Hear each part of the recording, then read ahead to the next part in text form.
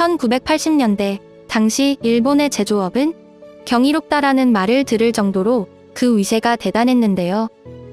일본의 텔레비전, 소니의 워크맨, 명상이 나오는 시계 등 그야말로 전 세계를 휘어잡았던 시절이었죠. 하지만 어느 순간부터 세계의 매장에서 사라지기 시작한 일본 제품들. 좋은 제품도 남아있긴 하지만 이제는 새로운 개발보다 기존 제품에 불필요한 기능을 얹어 가격만 올리고 있는 상황이 벌어지고 있습니다. 대표적으로는 360도 회전이 가능한 터치스크린 전자사전이 있는데요.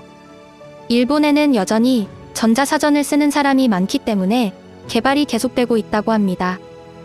또한 지금은 2021년, 하지만 일본은 그 시간에 멈춰 많은 관공서에서 여전히 플로피 디스크를 사용하고 있죠. 낡음과 불편함을 익숙함이라 여기는 정서가 현재 양국의 트렌드 차이를 만드는 것으로 보이는데요. 물론 이것을 단점이라 규정할 순 없지만 효율과 편의를 추구한 우리나라가 현재 다방면으로 세계의 트렌드를 주도하는 것도 사실입니다. 최근 양국의 가전제품이나 전자제품에 있어 인기나 가성비 차이가 점점 더 벌어지고 있는데요.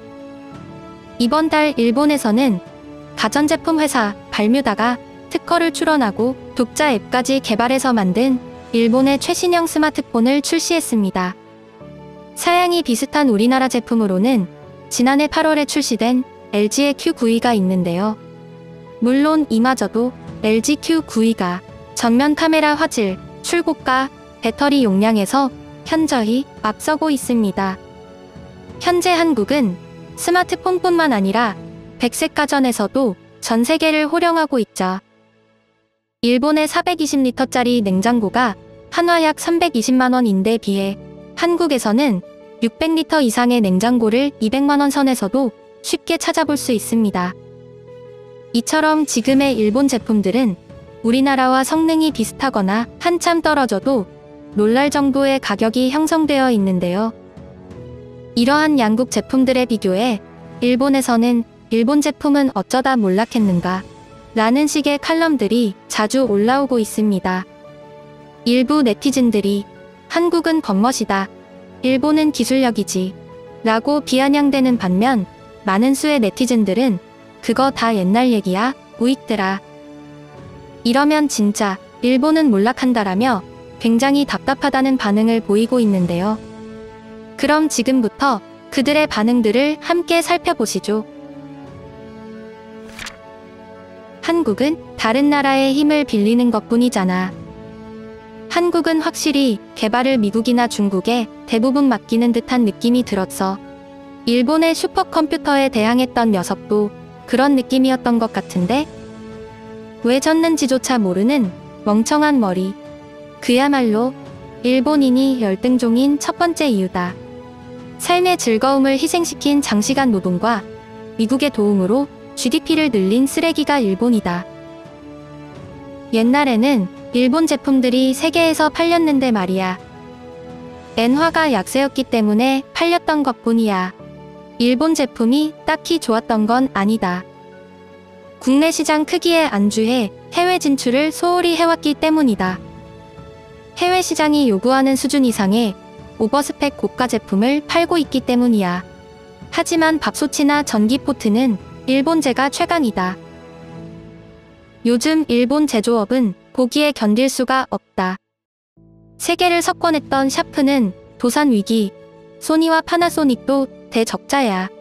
애플, 삼성, LG 따위가 일방적으로 최고 이익을 갱신하고 있어.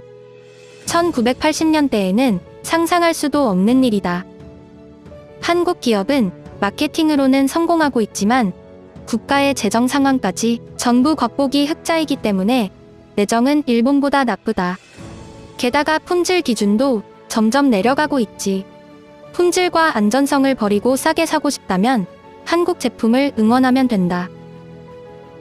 네두익들은 그다지 애국자가 아니야. 일본인이라는 직함만이 자랑일 뿐. 외국인 따위에게 일본 칭찬을 들으면 자신이 칭찬받고 있다고 착각해 자존심이 유지되는 부류이다. 사고가 정지되어 있고 선동에 휩쓸리는 쪽은 네두익들이다. 성격에 문제가 있기 때문에 사회에 적응하지 못하고 주위에 자신의 존재를 과시할 도구가 난 일본인뿐.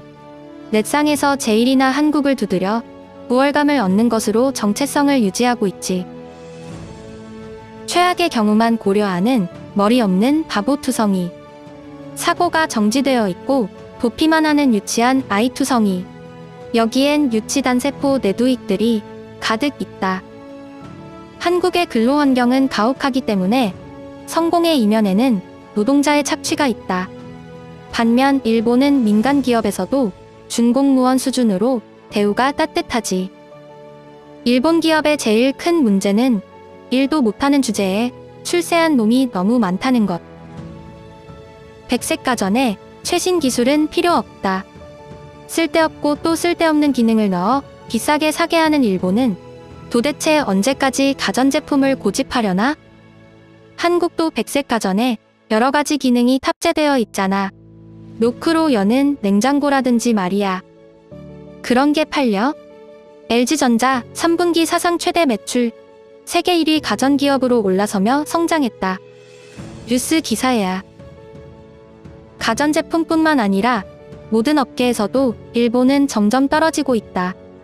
이것은 국가로서 일본이 추락하고 있다는 뜻이지.